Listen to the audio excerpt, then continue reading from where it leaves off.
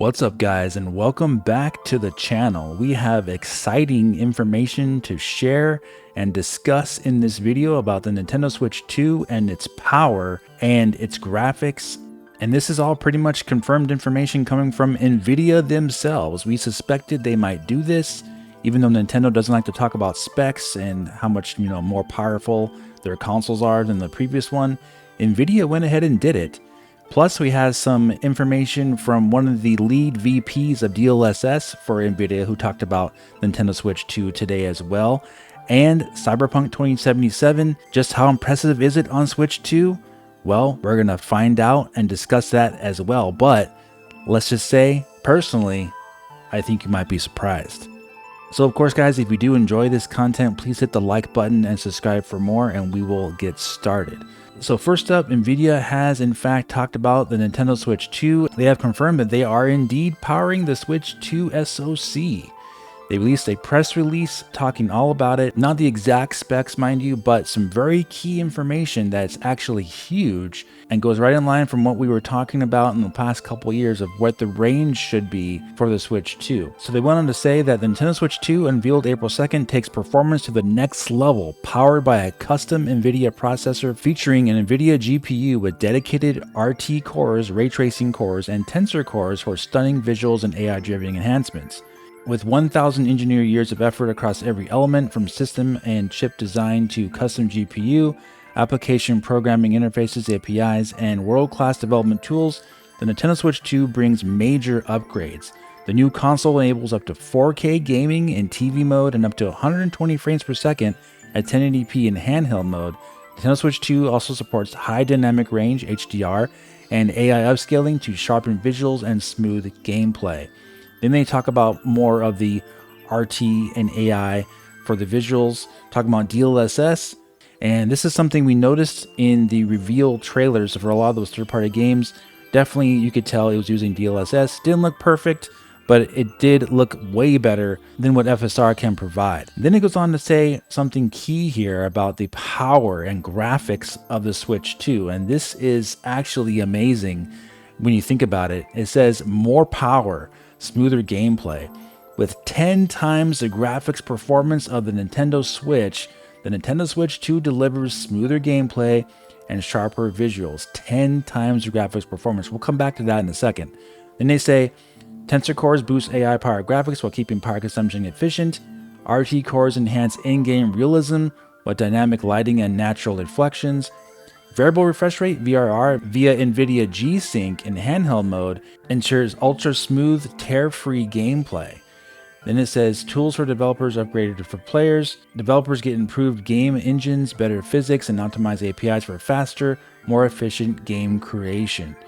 So let's go back up here. It says 10 times the graphics performance.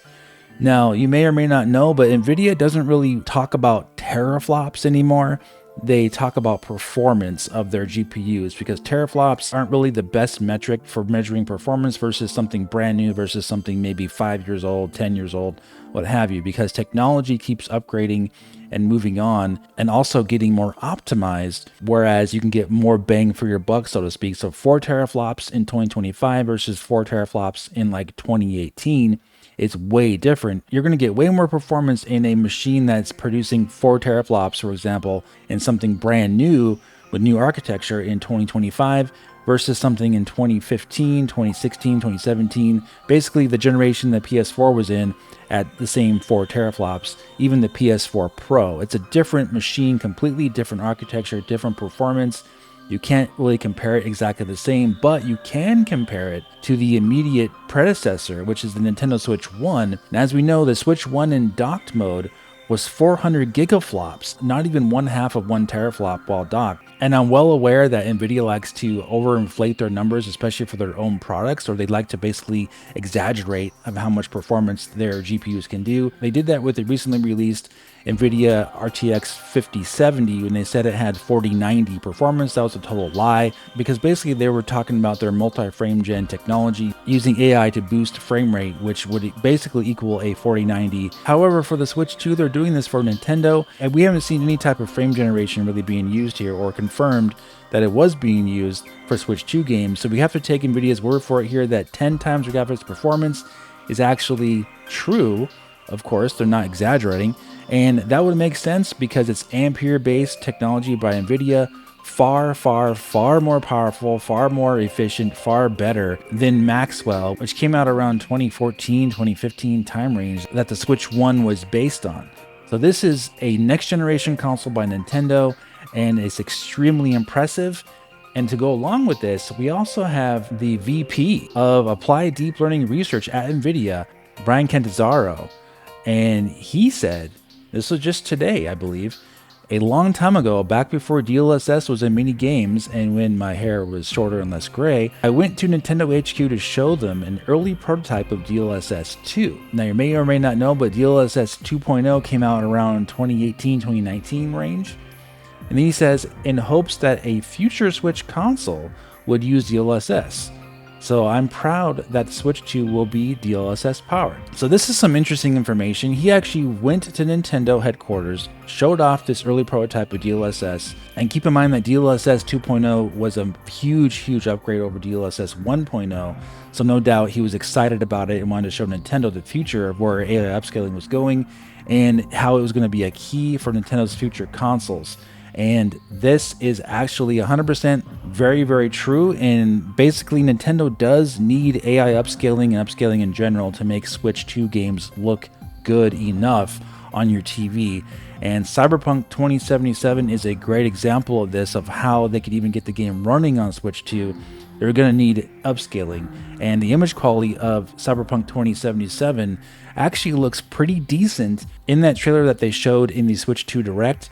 And we have some information on Cyberpunk 2077 from a hands-on preview with the game running on Switch 2. People actually got a chance to play it today. And this comes by way of GVG and then their YouTube channel. They actually played Cyberpunk 2077 on the Switch 2. This is the Ultimate Edition, which includes Phantom Liberty. Now keep that in mind, we'll come back to that in a second. But they said they were impressed by it, and the game ran about 30 frames per second in quality mode. And CD Projekt Red is targeting 40 frames per second with VRR in performance mode. And they said the build they were showing was a work in progress, but get this, they actually made that build that they were demoing at this event for Switch 2 in just 7 weeks, which is just 1 month and about 21 days. They had this build up and running for Switch 2, and that is amazing. When you think about it, they got this thing running that quickly. So no doubt CD Projekt Red has not had dev kits for that long for Switch 2, and this is what they were able to produce in that short period of time. Now, they said it wasn't 7 weeks total they worked on the Switch 2 version, but obviously it's very likely less than 6 months from what they've been working on this port for Switch 2, and the results speak for themselves. It looks very good. I saw some people saying that they weren't impressed by this, but you got to take some things into consideration. The timing that they had to port this game. Plus, Switch 2 has a few limitations that perhaps maybe even the Xbox Series S has a leg up over Switch 2, and we talked about this before, and that is the CPU. The CPU for the Xbox Series S and X are the same. They are based on Ryzen, and the Switch 2 is using an ARM CPU processor that we don't have that much info on.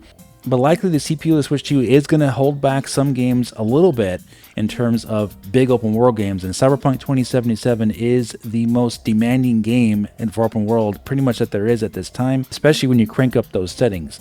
And it looks like the settings are pretty good here for the Switch 2 version of Cyberpunk 2077. And the reason why I say that is because there is actually a comparison video from the footage running on Switch 2 versus the PlayStation 5 version of the game, also running on PS5 Pro. And as you can see from the comparison footage, it looks basically the same, except of course the PS5 version will run at 60 frames per second in performance mode.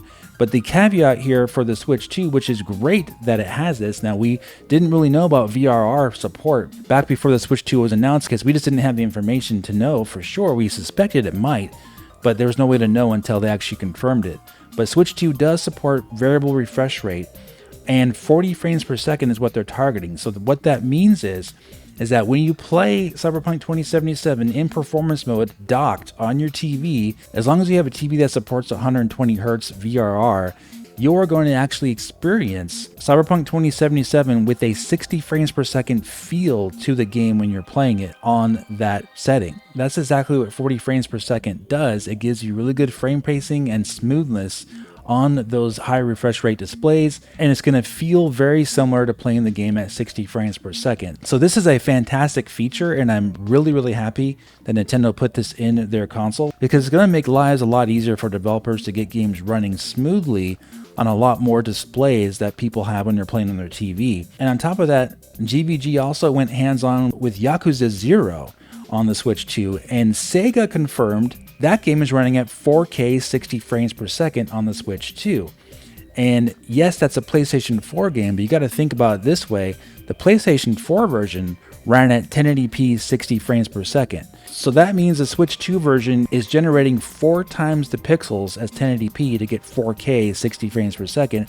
That is extremely impressive. So yes, in docked mode at least, the Switch 2 is quite a bit more performant than the PlayStation 4. And getting back to Cyberpunk 2077, remember we said this game has Phantom Liberty in the package. And why is that important? Well, not only because you get the full package with all the DLC, but also one thing we got to point out is that the original PlayStation 4, PlayStation 4 Pro, Xbox One, Xbox One S, and Xbox One X, all those consoles are not able to run Cyberpunk 2077 Phantom Liberty, mainly because they were all tied down with very slow hard drives, and CD Projekt Red decided they were only going to make Phantom Liberty for next-gen consoles, which was, at the time, PlayStation 5 and Xbox Series S and X.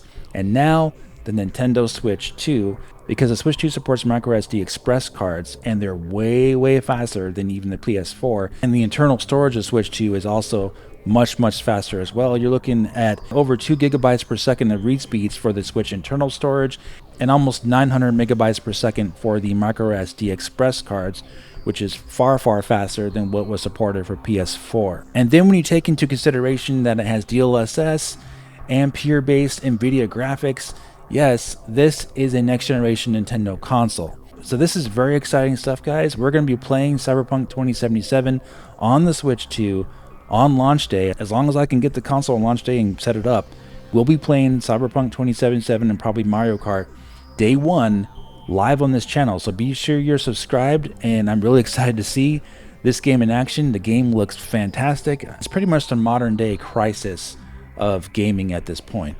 But of course, that's not all. There's a lot of stuff going on right now with Nintendo, with Treehouse. They're showing all kinds of games on Switch 2. The information is going crazy right now. I'm not going to be able to keep up with everything, but Metroid Prime 4 did get shown at Treehouse, and it looks absolutely amazing. And guess what? It actually does have more graphical updates than just the textures in 4K 60 frames per second. It does have upgrades to lighting and particle effects and some geometry as well, I noticed. But we can discuss that more in another video, or perhaps even a live stream. We might just go over all the footage together this weekend and see what we can do about that. But it's very exciting, guys. I can't wait to play that game. It looks absolutely incredible, mind-blowing even. So yeah, I'm extremely happy right now. Hope you guys are as well. Granted, there's some negativity going on with pricing, but for me, I'm just really excited about the games, and I just want to play this stuff. We've been waiting for so long for this, so now's the time for Nintendo's next generation console. Please leave me a comment. Let me know what you think about all this. Are you excited? What games are you going to buy day one for Switch 2? And which SKU are you going for? Let me know. Alright guys, that's going to do it for this one. If you did enjoy this content, please hit the like button and subscribe for more, and I'll talk to you very soon in the next video. Have a great day.